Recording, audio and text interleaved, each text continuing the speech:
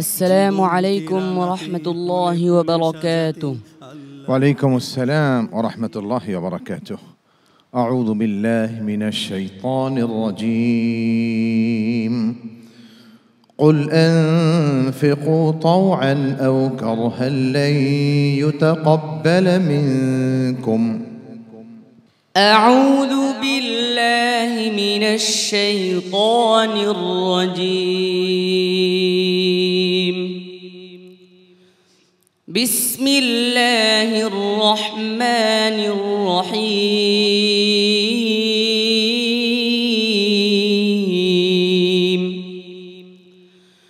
لقد ابتغوا الفتنة من قبل وقلبوا لك الأمور حتى جاء الحق وظهر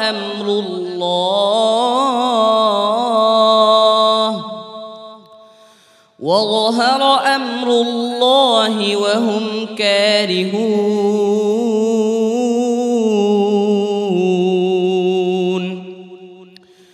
ومنهم من يقول ائذن لي ولا تفتني ألا في الفتنة سقطوا وإن جهنم لمحيطة بالكافرين.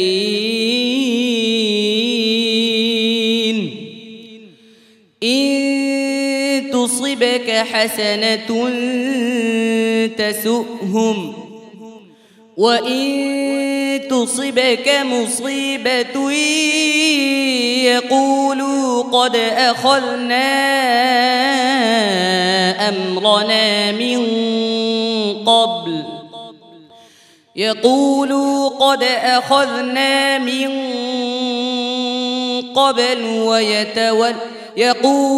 قد أخذنا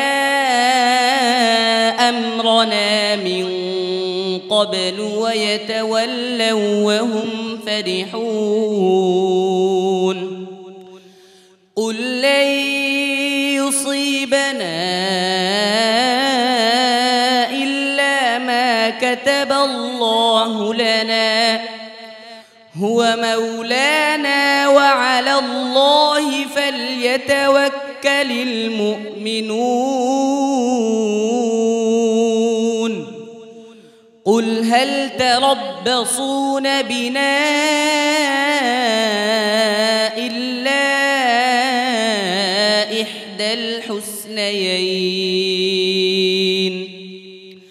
ونحن نتربص بكم أن يصيبكم الله بعذاب من عنده أو بأيدينا فتربصوا إنا معكم متربصون. قل أنفقوا طوعا أو كرها لن يتقبل منكم إنكم كنتم قوما فاسقين. وما منعهم أن تقبل منهم نفقاتهم إلا أنهم كفروا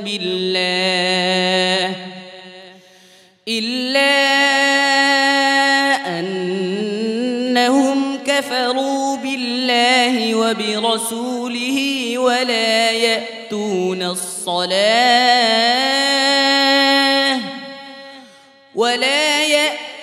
الصلاة إلا وهم كارهون. ولا يأتون الصلاة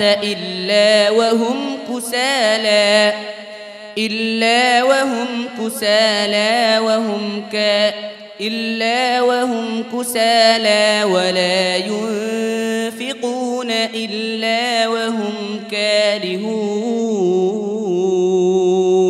حسبك صدق الله العظيم মাশাআল্লাহ। দিলওয়ার হোসাইন, সম্মানিত বিচারক মুফতি মিজানুর রহমান, আপনার দিল কি জয় করতে পেরেছে দিলওয়ার হোসাইন? হ্যাঁ, নিঃসন্দেহে তার তিলাওয়াত এতটা স্পষ্ট, এত ভরাট দারাজ গলায় সে তেলাওয়াত করেছে যেটা আসলে একেবারেই ব্যতিক্রম। একটু যে সমস্যাগুলি হয়েছে দু এক জায়গায় সেটা সেও বুঝতে পেরেছে। প্রথমত আসলে একটু ইঙ্গিত করার আগেই সে শুধরে নিয়েছিল, শেষ দিকে এসে তাকে তাম্বিহ করতে হয়েছে এবং সে নিজেই শুধরে নিয়েছে, কিন্তু বলতে হয়নি। তো সব মিলিয়ে আমরা দোয়া করি যে আল্লাহ তোমাকে অনেক অনেক বড় করুন, কোরআনের বড় আলেম বানায় দেন আল্লাহ তাআলা। মোহতারাম আবু ইউসুফ, আমার কাছে অনেক ভালো লাগছে। আমি আসলে পিএসপি চেয়ারম্যান মহোদয়কে আন্তরিকভাবে অভিনন্দন, মোবারকবাদ জানাচ্ছি। স্যার, প্রাণ খোলে আপনার জন্য, পরিবার জন্য দোয়া করছি যে শুধুমাত্র আপনাদের সহযোগিতা এবং পাশে থাকার কারণে হাফেজদের একটি প্ল্যাটফর্ম আমরা বাংলাদেশ নয় সারা বিশ্বে এই বাংলাদেশে তৈরি করে এটা একটা দৃষ্টান্ত স্থাপন করতে পেরেছে স্যার, আলহামদুলিল্লাহ। এবং স্যার আপনি অবগত আছেন, আমি জানি না, আপনি অনেক সম্মানিত, রাষ্ট্রীয়ভাবে আপনি সম্মানিত, 21 পদক পেয়েছেন। কিন্তু আমি এতটুকুই বলবো যে কাজটি আপনার মাধ্যমে আমরা করেছি আজকে 14 বছর স্যার, আপনার কাছে আমরাও দোয়া চাই। তো আমাদের আরেকটি বিষয় স্যার একটু আপনি খেয়াল করবেন যে আপনি অনেক অসংখ্য প্রতিষ্ঠান কিন্তু স্যার আপনার, তো আপনার জীবদ্দশা অন্তত পক্ষে হাফেজদের জন্য একটা কিছু করে দেওয়া যায় কিনা স্যার স্থায়ীভাবে, যেটা যে কিয়ামত পর্যন্ত অন্তত পক্ষে আপনাকে এই হাফেজরা তেলাওয়াত করে করে স্মরণ করবে। মাননীয় প্রধানমন্ত্রী আপনাকে অত্যন্ত ভালোবাসে, শ্রদ্ধা করে। মাননীয় প্রধানমন্ত্রীর কাছে আমাদের একটাই বিনীত অনুরোধ, 14 বছর ধরে একই দাবি করে আসছি, অন্যান্য প্রতিবাদীদেরকে যেইভাবে তিনি মূল্যায়ন করেন এদেরকে ঠিক একই চোখে একইভাবে তিনি মূল্যায়ন করবেন। এই ব্যাপারে স্যার আপনার ভূমিকা আমরা চাচ্ছি স্যার। ইনশাল্লাহ এই ইউসুফ বাবাজি, আপনার যেই 2টা প্রস্তাব আপনি দোয়া করেন আল্লাহ যেন আমাদেরকে দিয়ে আমাদের হাফেজ সাহেবদের জন্য চিরস্থায়ী মাশাআল্লাহ কিছু কাজ করার মতো আমরা চিন্তা করব ইনশাল্লাহ বাবা। আলহামদুলিল্লাহ। আর মাননীয় প্রধানমন্ত্রীর কাছেও এই ব্যাপারটা আমরা একটু পৌঁছাতে চেষ্টা করব ইনশাল্লাহ, দোয়া করেন স্যার। শুক্রিয়া, অনেক অনেক ধন্যবাদ, মোবারকবাদ আপনাকে। সম্মানিত অতিথি মহোদয়, আমাদের শেষ দোয়াটুকু করে দেবেন। আমার মনে হয় আজকে আমাদের শেষ ক্যান্ডিডেট তিনি। আমি 2টি কথা আমাদের সমস্ত যারা দেখতেছেন অনুষ্ঠান, আমাদের সন্তান সকলের উদ্দেশ্যে আমি একটু নিবেদন করতে চাই। অ্যারিস্টটল, সক্রেটিসের শাগরেদ প্লেটো, ওনার শাগরেদ অ্যারিস্টটল। অ্যারিস্টটলকে প্রশ্ন করলো, what is the best type of patriotism in human life? মানুষের জীবনের সর্বশ্রেষ্ঠ দেশপ্রেম কোনটা? অ্যারিস্টটল বললেন, আমাকে এই মুহূর্তে যেই কাজের জন্য নিয়োজিত করা হয়েছে সেই কাজকে সমস্ত মনের মাধুরী দিয়ে, সমস্ত প্রেম ভালোবাসা দিয়ে এই কাজকে আঞ্জাম দেওয়া, এইটাই হলো বেস্ট টাইপ অফ প্যাট্রিয়টিজম। আমরা যদি আল্লাহর কাছে মিনতি করি, দেশপ্রেমে উদ্বুদ্ধ হয়ে সততার সাথে নিষ্ঠার সাথে সমস্ত জীবনকে পণ করে আমরা যদি আমাদের কাজকে আঞ্জাম দেওয়ার চেষ্টা করি, আমরা বিশ্বাস করি এই বাংলাদেশ সোনার বাংলা না, এটা ইনশাল্লাহ একদিন হীরার বাংলায় তৈরি হবে।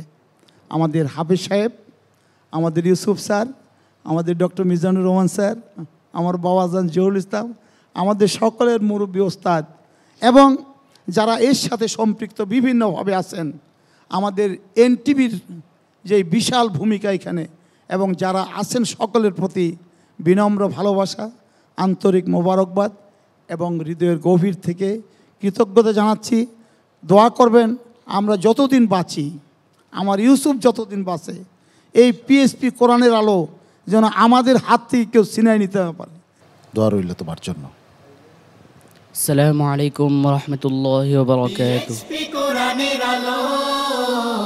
পিএইচপি কোরআনের আলো।